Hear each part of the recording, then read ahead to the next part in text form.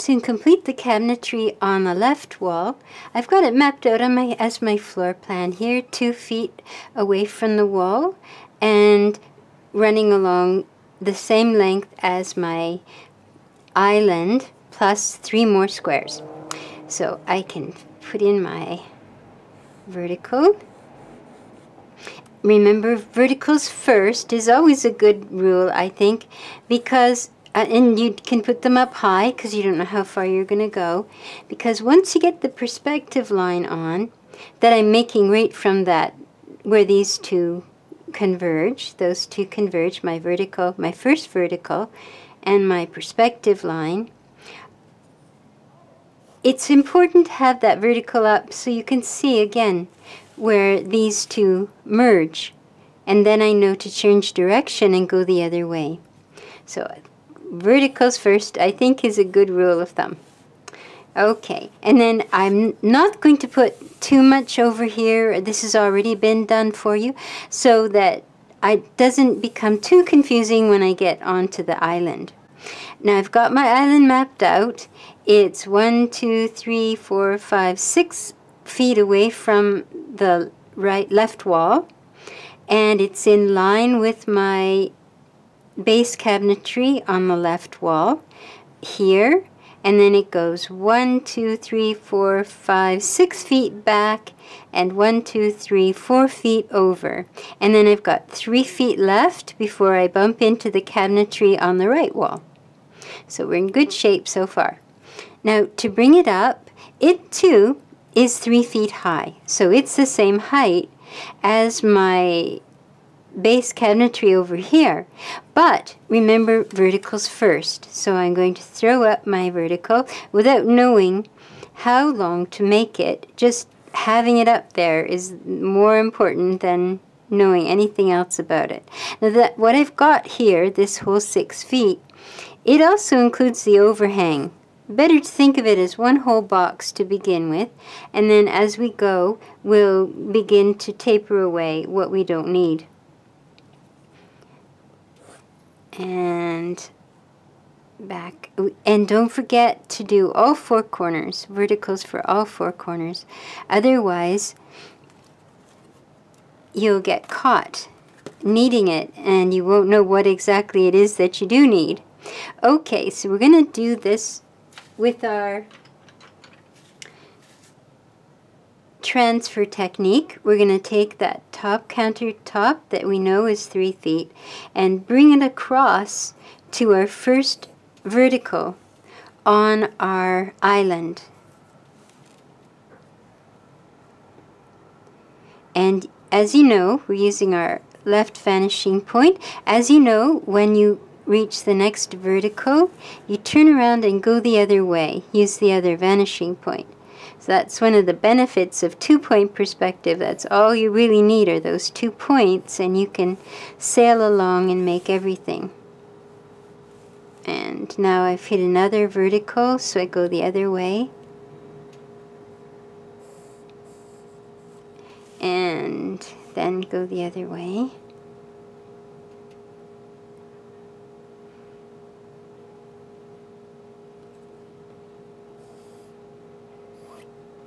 And this should be done with a sharp pencil. Mine is a little dull here, but I needed a change of color. Now, I can start now, though, to think about where the island ends and the overhang begins. So I've got that mapped out. It's 1.5 feet back from the beginning here, the part that's closest to me.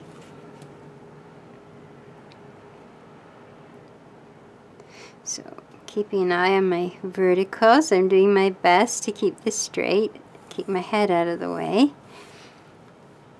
Okay.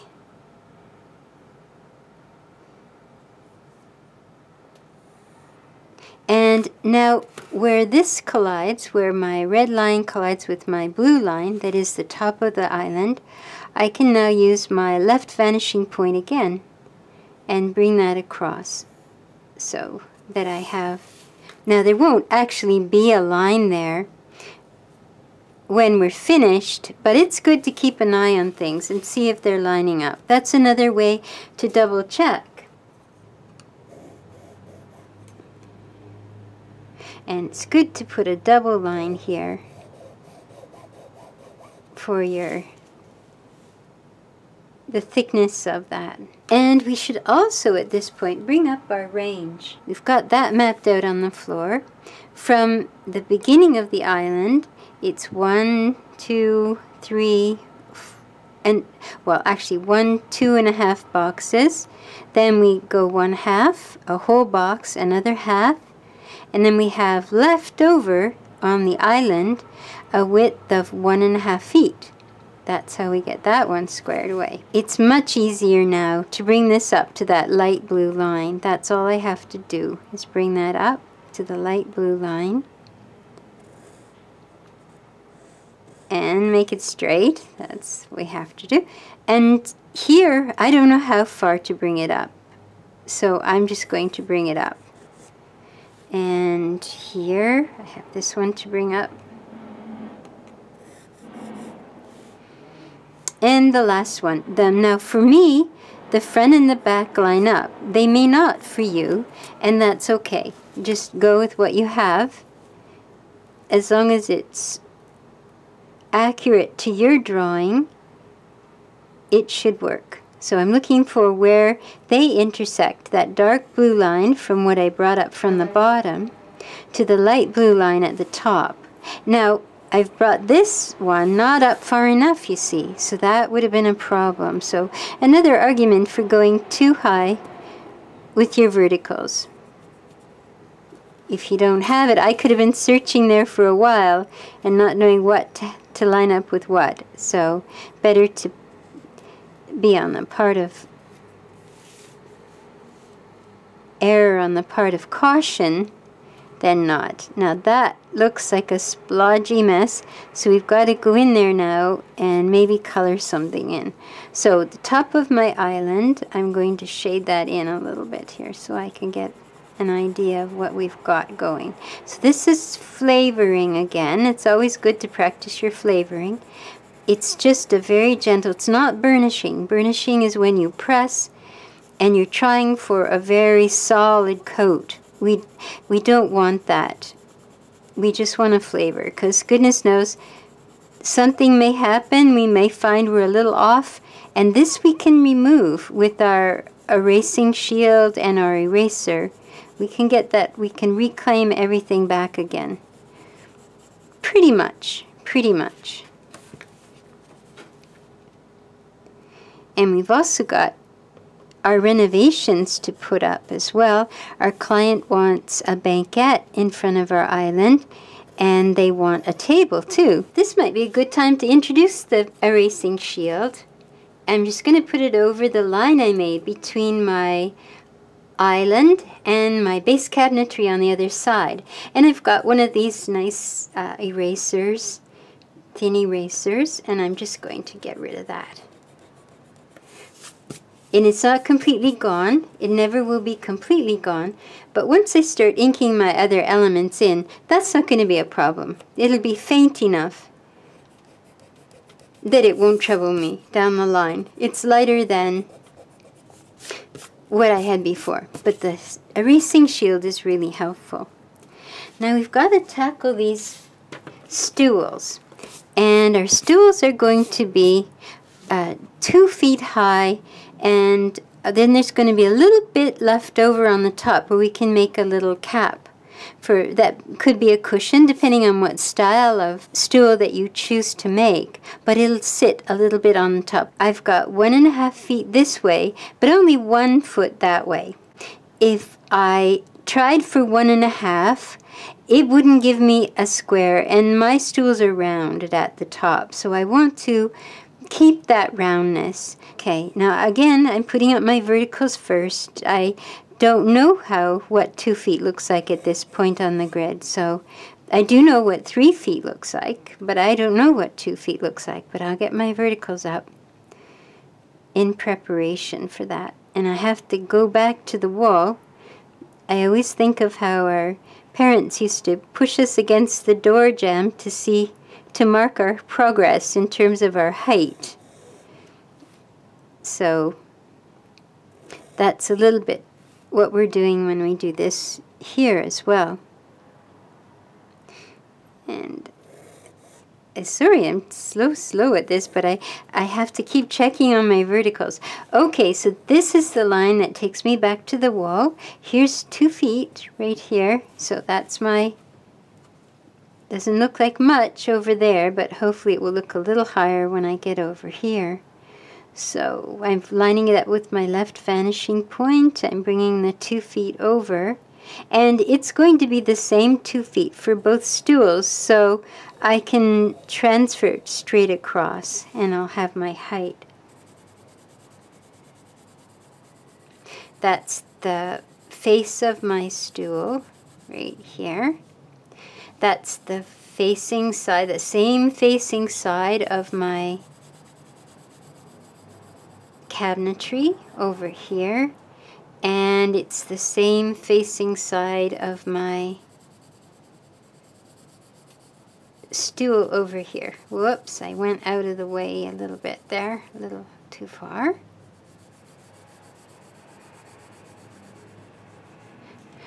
I can line my erasing shield up and erase this orange that went a little too far out. So maybe I'll make it a little darker here. So, because I went a little too far out, I'm going to make it a little darker. I don't want to go too dark though, because it's going to make a mess. But you see how we've got our 2 squares now. This is facing the other way.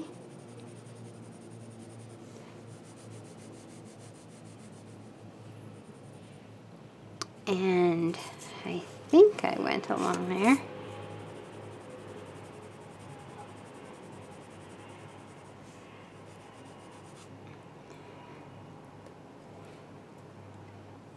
Now, once I had that 2 feet at the top, the first thing you should do is really take it back this way. I was getting a little confused there, so I wanted to make sure I had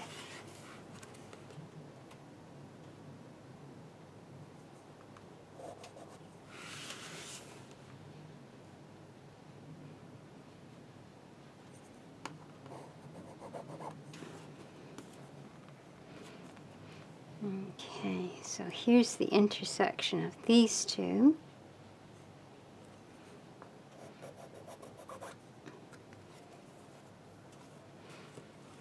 And I can see where they're crossing at the back. Thank goodness I have my verticals up. They've got me covered here. And because they're lined up at the back, you can go and line those up too. So here's my stool here.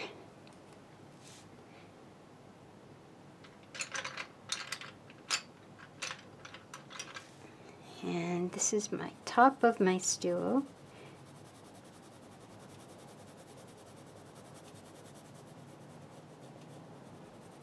I switched up my colors a little bit, so hope you don't mind. This, I just grabbed what I could find that was sharp here.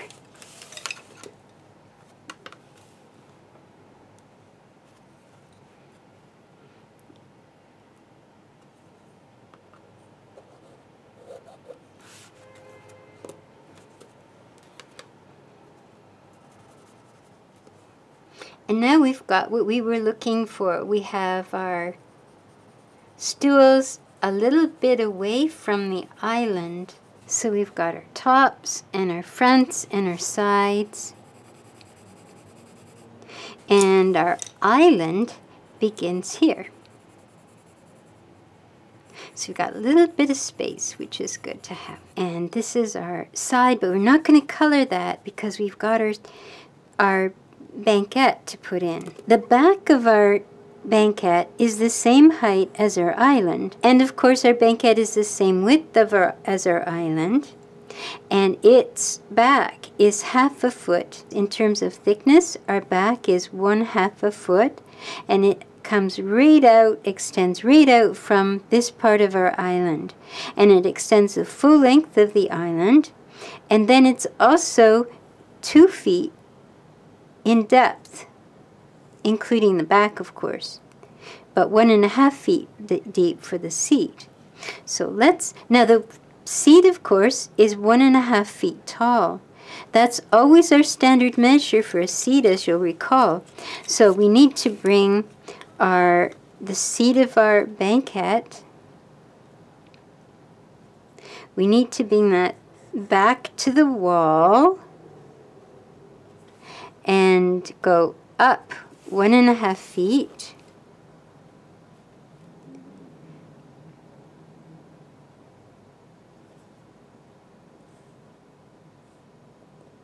Approximately 1.5 feet, and then we'll bring it over. Now I don't have any verticals up, so that's a problem. I've got to get in there with my verticals first. So this is my 2 feet, my 2 feet depth away from the island. My back at 1/2 foot away from the island is going to go up all the way to the height of the island. And now I can bring over my 1.5 feet. So locate my right spot.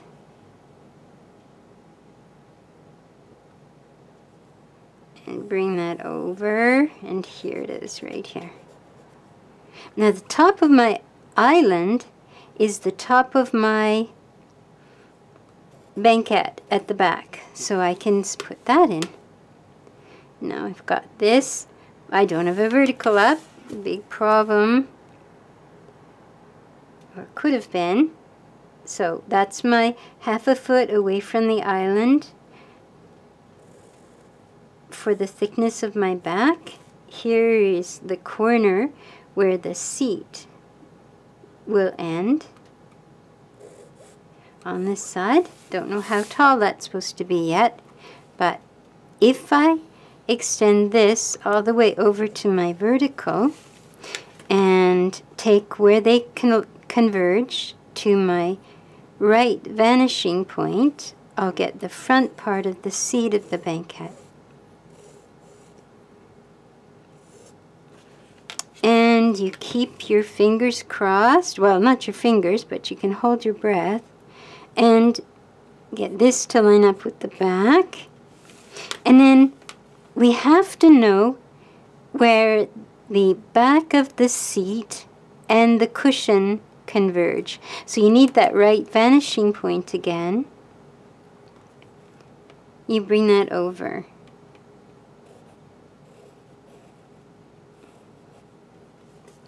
Okay, now I'm going to take a second and color in the side of my banquette that's facing this way, the orange way. So where we have it now, it's 1/2 foot wide. It's the same height as my island. This, remember, was where the island began under the overhang. It's where it began, under the overhang. And now I can also get the top of my banquette, the back of my banquette. I can get that now by taking where those two converge and bringing that back. And then I just have to bring the top back over here. And there it is. There's the back, and there's the seat. There's the side. We can color this side in now, the side that is on the same side as the... Now I don't want to color too much of this banquette in because we've got the table, and the table overhangs the banquette. So I want to keep this light for now.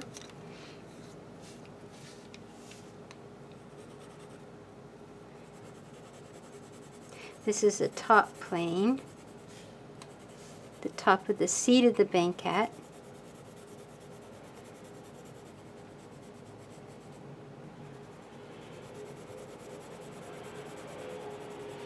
And this is the top of the banquette, the top of the back. Maybe we'll put a little of our spice color on that so that it's a little different than the island itself. Okay, and the front facing parts, I don't want to go too dark on them. I don't want this to look too confusing.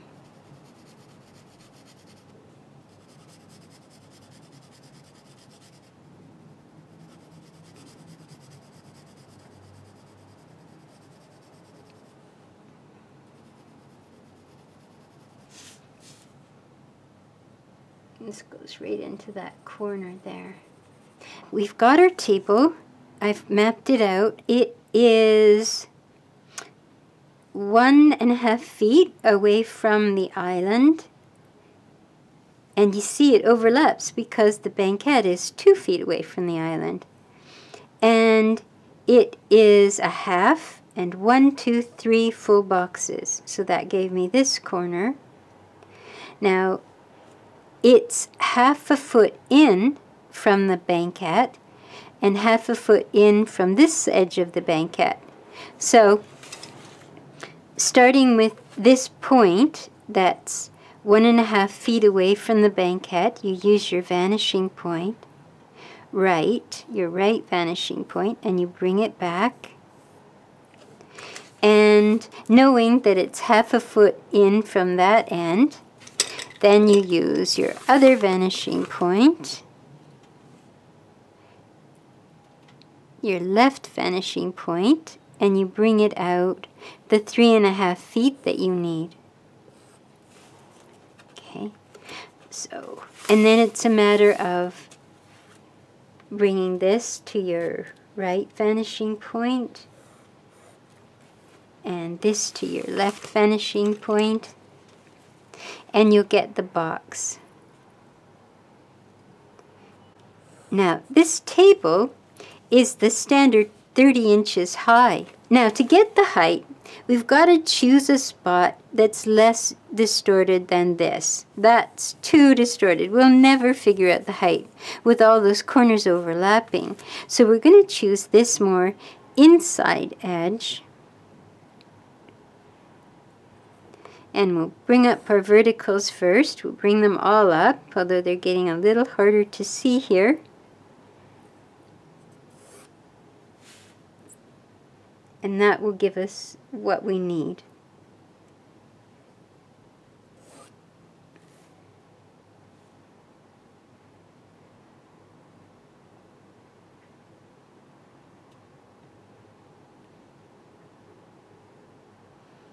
Now, something we should do before we cover it all up is look at what we've added here. Another thing the client wants is this little wine refrigerator.